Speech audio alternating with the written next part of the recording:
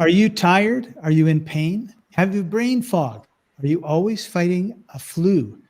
Are doctors diagnosing you with awful diseases? Isn't it time to stop digging your grave with your fork? Discover the 4 secrets to vibrant health right after this.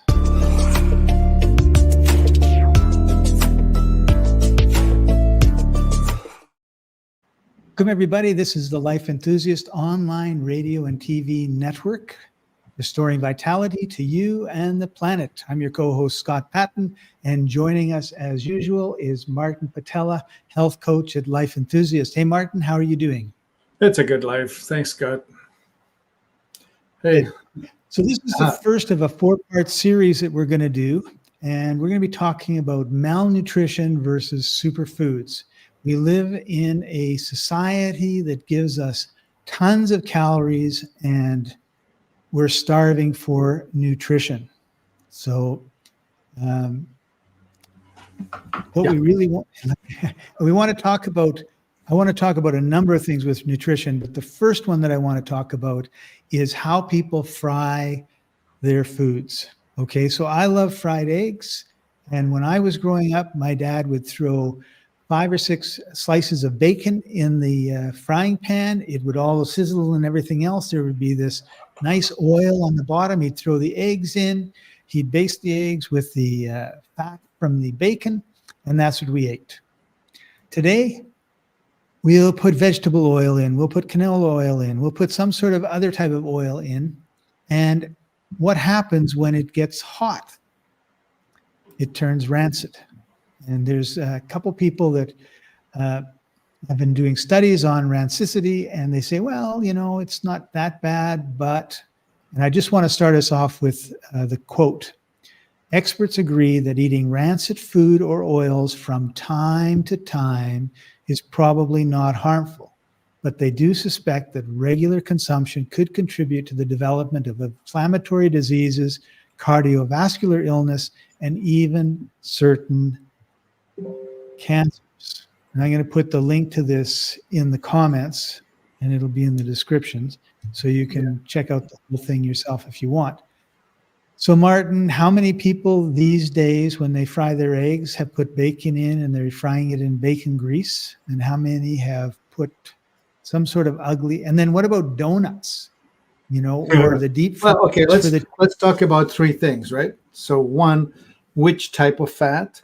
2, what's the temperature of it? And 3, how long have you been using it? Right.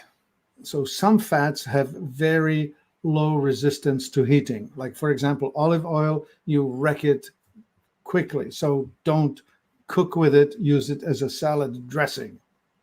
Only if you, especially the virgin oil, you can get the thinned out olive oil. You can cook with that.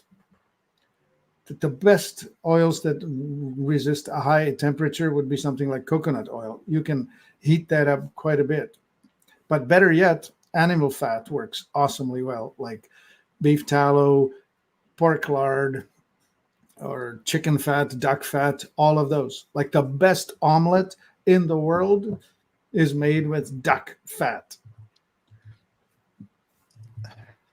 Anyhow, so you don't want to heat your food terribly much.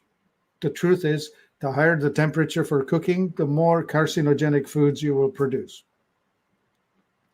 So your easiest or healthiest ways of cooking will be water-based, like steamed or poached or stewed or soup or something like that. Those are the healthier ways of cooking things.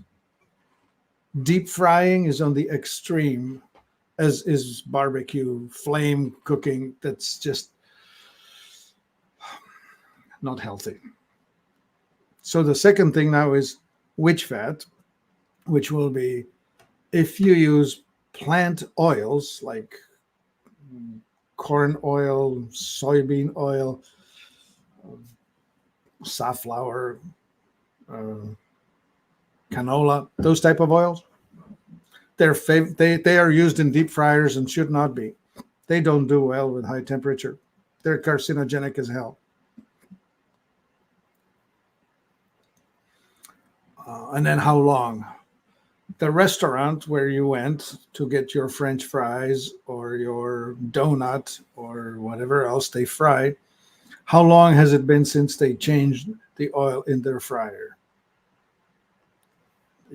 You probably remember the smell of a stale, rancid fryer. It's got that specific sour kind of nasty oil smell. You'll recognize it as you're walking toward the restaurant. I remember Kentucky Fried Chicken in my town. Within half a block, I could smell that I'm near Kentucky Fried Chicken, and it was nasty. Anyway, that's my story, Scott. What do you think? I think the same thing. I think if you're a restaurant owner, you're going to want to make as much profit as possible, and you're going to be looking at the oil and saying, I can get another day out of this before or I can filter it, right? Like I can run it through a cheesecloth, catch out all the little bits, and put it right back in. Yeah, that's what I would be thinking. And I don't know that there's any test that people have for if it's rancid or it's not. But I mean, when you think about the number of fast food outlets that we have, the amount of fried potatoes that people eat, and fried eggs and all the rest of it, And then chicken we've got and fried fish, you name it. So if you were eating a lot of rancid seed oil, would that be something that would cause you to be obese? Not necessarily. Well, indirectly. First thing it's going to do is going to wreck your liver, because your liver is having to process all these fats. And especially when they're peroxidated, rancid, they're going to have put a great deal of burden on your processing power. So you'll end up with a challenged liver and a challenged gallbladder, and your health will suffer. Yeah. And it's possible and the thing is too, is you don't think, like, if you, for the first time ever, ate French fries that were cooked in rancid oil today, tomorrow you're not going to be sick. But, you and I are over 50. And so if starting at age 8 for me, my dad took me to A&W and we had fried onion rings and French fries. So starting at 8 to now over 50, that's a lot of years of, even if I was only once a week, which it probably wasn't, it was probably more, of eating bad stuff. Now I'm probably wondering, why do I have cancer of something? And it's, one, not the only probably factor is the fact that I've been eating rancid seed oil for most of my life. Yeah. There are alternatives, even in seed oils. There's this guy called Andreas Wecker, whose oils we have in our store, who extracts oil under low friction, lower pressure. Right? Like industrial methods, you try to do things fast. So you raise the pressure and raise the friction, which also heats the oil. He does the opposite. He takes his sweet time to extract the oils, and they are stored in Miron glass, which is that violet glass that improves the resilience of the foods that you store in them. And that oil you can have on your kitchen counter, not refrigerated, for 2 or 3 years, and it will be still fine. Wow. But the chances of somebody buying 50-gallon drums of it to cook their French fries in is pretty much non-existent. No, zero. So we get back to this society that wants to do things cheap and easy and doesn't really care too much about the possible long-term effects, right? Like, right. No one's done a study of the long-term effects of eating although there was that of eating French fries for 50 years, but there was this guy who did a documentary where he went to McDonald's and he ate 3 meals a day. And after a month, his doctor begged him to stop because he was about to have a heart attack. Yeah. Spurlock was his last name. I'm trying to think of his first name. It's not coming to me. Morgan Spurlock. He actually died recently, unfortunately. Oh, I didn't know. Yeah. He did. Well, big big surprise if you spend all your time at McDonald's, right? Well, I don't know. He did 30 days, right? And he did it with tests, and he was eating 3 meals at McDonald's. He picked McDonald's. And whenever the clerk suggested, would you like to supersize it? He said he was obligated to say yes. So he had supersized drinks and supersized fries whenever the clerk offered it. Right. And after 2 weeks, his liver was already dying.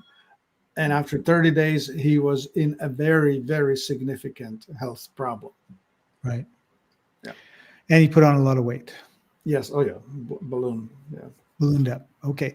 All right. So that was the one thing I wanted to do, because we've been talking, and there's been a lot of people talking about seed oils and the problems with that. Let's shift a little bit now to ultra processed foods.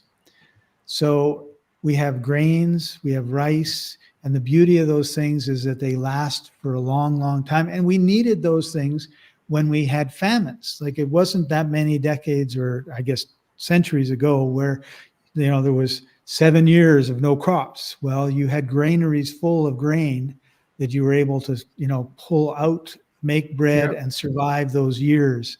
But, while there has been famine, like in Ukraine and in Russia in the middle of the last century, well, guess what? That was not caused by nature. That was caused by politics. By man. Yep. Yeah. So, yeah, the planet, by the way, China, Scott, the same thing. Yeah, it should be said, the planet does not have a food quantity problem. We're not hungry because of what's being grown, but because how it's distributed. It's a time and place problem. It's not a lack of food for everybody.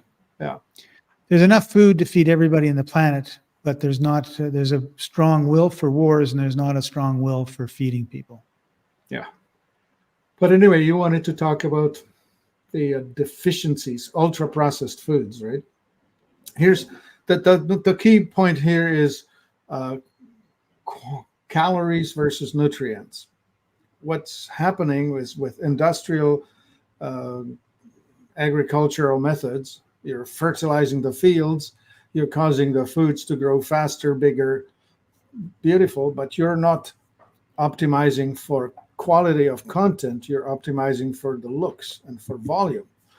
And so you may have vegetables that look great, but they actually don't have a lot of mineralization or nutrients in them. And especially when you're eating grains, or actually the fast food general diet, right? Like if you have a feedlot fed cow that you have butchered, made into ground beef, that you're adding to it white flour buns or corn tacos made with genetically modified corn, all of that kind of business, frying in soybean oil and so on, you're putting out a lot of calories, but you're not putting out enough nutrients. And that's the whole problem with ultra processed foods. They have been prepared in such a way that they make you want more, because it really plays on your nervous system. The mouthfeel and the crunchiness and the fattiness and whatever, that has been studied extensively and optimized. So you will be tempted to eat more, and your body will tell you to eat more because there are not enough nutrients. So by the time you get enough nutrients, you will have eaten too many calories. And that's what the problem is with ultra processed foods. Right. And I want to get you to add one more thing to that. And in the processing of, say, wheat, we grind it. And we grind it in such a way that everything that could possibly go rancid, go bad, because we were just talking about rancidity, is gone, which is why you can have a 20 kilogram bag of wheat on the grocery store shelves for like years, and nobody really cares, because it's dead food. It's dead flour that you're going to, like, if you went in the home and you hand ground it, and then you turned it into flour, and then you made it into bread, That's an entirely different loaf of bread than what you're going to get if you just go to the store and you get whatever you need to get to make bread. Because Yeah, no kidding. Those mills that milled flour back when 300 years ago, that was real food. And you would go there with 1 or 2 bags of grain, and you would get back 1 or 2 bags of flour, and you would have to go back a month later because that's how you did it. yeah. Fresh. And if you didn't use up the flour, the chances are you wouldn't be able to, because it would spoil.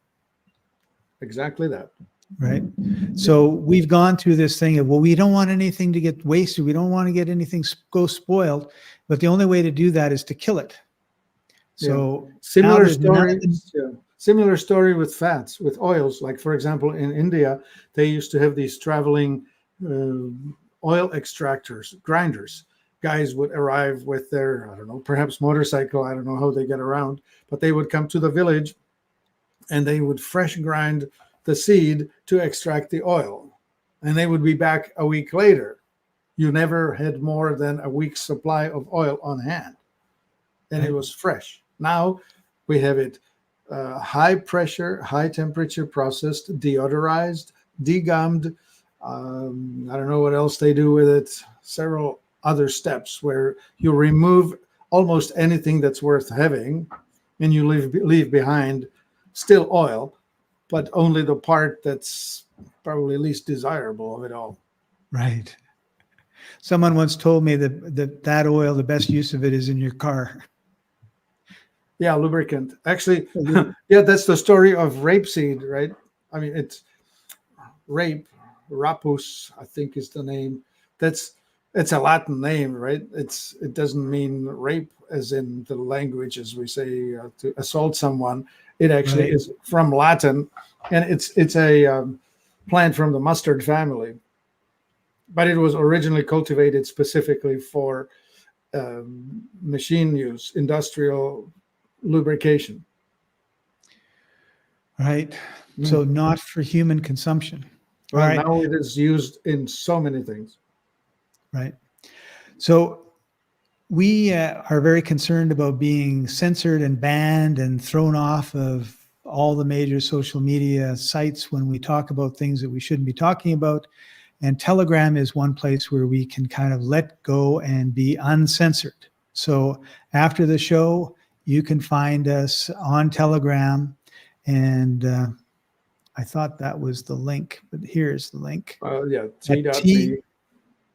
T.me/Life and Co. And we're going to be going there in 7 minutes. So I'm going to leave this up for right now. But there were one of the reasons that I was bringing up this grinding is I know that in the superfoods that we create at Life Enthusiast, we don't have these huge, massive grinding machines that burn and cook all the stuff that we grind up. And so when we talk about these superfoods, they're full of the nutrition they're supposed to be having. And the one I want to talk about right now is iridesca. So let's talk a little bit about this amazing superfood. Yeah. We've only got Actually, a few minutes. it's worth saying is when we grind seeds in our store, we actually grind it together in the presence of emulsifiers and antioxidants. So the moment the seed is broken and its inner precious content is exposed to the air, it's already immediately being surrounded by antioxidants and emulsifiers that make it possible for all the oily, greasy things to bind really well. So it lasts a long time and it amplifies the utility. You get more out of the nutrients than you would get otherwise. Iridesca itself, it's about 350 ingredients. It's a very complex product. And I would liken it to this. Like you can easily make music, even beautiful music, with a string quartet. That's two violins, one viola, and one cello. That's your string quartet, right? Good music. But with the iridesca, it's a lot like a whole symphonic orchestra, where you have 5 of everything, and you have the woodwinds, and you'll have the brasses, and you'll have the timpani and whatever else stuff, and you add to it a choir as well. And now you can stage a Beethoven Fifth Symphony with the works, right? Well, iridescent is a lot like that. It gives you a broad palette of nutrients, and there's multiplication and multi-layers of it. There's vitamin C in 40 of the ingredients, and there's vitamin B, this and that in many of them. So the fats and the alkaloids and the terpenes and the whatever phenols, all of that is well represented and well mixed. We have very carefully selected and balanced all of these things. Yeah, and what I like about it is the fact that right, because I'm traveling a lot, but I mean, I can be a little bit negligent on my food choices. And I know that if I have a glass of iridescent in the morning, every morning, that I'm getting the full amount of nutrients to start my day off right. And not that I'm going to, fry my eggs in rapeseed oil or anything. I'm going to try to do everything right during the day. But this just gives me that confidence knowing that I am getting a whole bunch of stuff. And you said 350 ingredients, right? Well, I don't think, if you think about it, there's 30 different ingredients in all the foods most of us eat during the day. Like, we seem to be very, very narrow in what take apart your Greek salad, right? 7 or 8 things max. Yeah. And then your burger, right? 7 or 8 things max, and half of them are no good. So the nice thing about iridescent, it's been around for decades. It's proven. I've been drinking it for 2 decades, and it's just like, it gives you that foundation. We're really talking about the foundation of good health. A really good superfood is the basis of that foundation, because you're now getting all those nutrients that you're not getting from the standard American diet, SAD, and you're getting it in an easy, like, take 5 minutes, drink down the glass, and you put a little juice in it, and you're done, right? You've got all those ingredients in you, and you're in good shape. So that, to me, is really the key to iridescent. And we had one more that we wanted to quickly talk about, and that was the E3 enzyme supreme, because one of the things when you've got ultra-processed foods is there's no enzymes. And enzymes, well, they're not very important, are they, Martin? Well, it's sort of, an enzyme acts a lot like the spark plug in your automobile's engine. You can have all the oxygen you want, you can have all the fuel you want. If you don't have a spark, you're not going anywhere, because the combustion will not happen. Enzymes are the converters. They convert things, either combining things to make new items or taking things apart to digest. And that's the digestive enzymes. They are really good at helping to turn the raw foods into digestible foods as you put them in your body. And you have amylase for starch, and protease for protein, and many others. Anyway, there's no point in me going through the list. You need about 20 ingredients in a decent food enzyme mix. And when you eat cooked food, the enzyme activity has been diminished or completely shut down. Salad has all the ingredients and the enzymes still intact. The iridescent we mentioned earlier, that's raw food, loaded with enzyme. But cooked food, no enzyme. Therefore, you should be, every time you're eating a food that's been cooked, you should be adding a digestive enzyme with it. Right. Cool. So we're coming to the end of our time. We've only got a couple minutes left. t.me/life&co. Join us there. We're going to be delving into this uncensored. All the 2 products that we've talked about are in the comments section, and they'll also be in the descriptions. Yeah. So you The can main check them advantage out. you'll see there is that we're actually interactive. You can ask us questions directly. Right. And before we go, we just want to say Martin is he's a health coach. He's been a health coach for decades and decades. And if you want a free 15-minute consultation, talk about your situation, whether it's a bad situation or a good one, and you want to make it better, then you can head over to this link. We'll put it into the comments and set up a time to chat with Martin. So with that, Martin, any last words before we sign off? I really like Telegram. It's a place where I get to interact with people without much concern. Awesome. All right. Thanks for joining us, everybody. And we'll see you over at Telegram. Bye for now.